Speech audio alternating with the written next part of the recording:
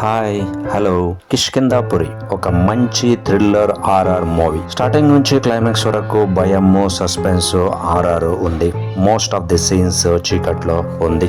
Radio నుంచి వచ్చే voice, రేడియోటేషన్ అనే పెద్ద బంగ్లా, తర్వాత అక్కడ వెళ్లే ప్రతి ఒక్కరు ఎందుకు బలి అవుతారు. తలికేలి బరన్ కూడా ఒక మంచి థ్రిల్లింగ్ రోల్ ప్లే చేశారు. ప్రేమ స్పెషల్ అపియరెన్స్, కానీ క్లైమాక్స్ లో ఆమె కోసం పార్ట్ సెకండ్ రావచ్చు అనే ఇంట్ ఇచ్చారు.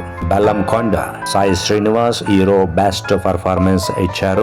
Anupama Parameswaran slim and attractive beauty. Ghost అవగాహన అయినప్పుడు హారిఫిక్ పర్ఫార్మెన్స్ ఇచ్చారు.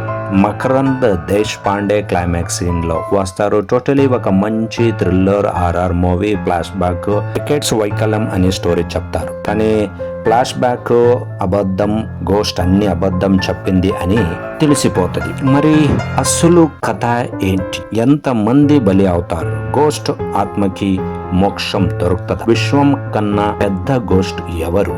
ఇలాగా మళ్ళీ థ్రిల్లర్ ట్విస్ట్ ఉన్నాయి ఫిలింలో. Thank you for watching.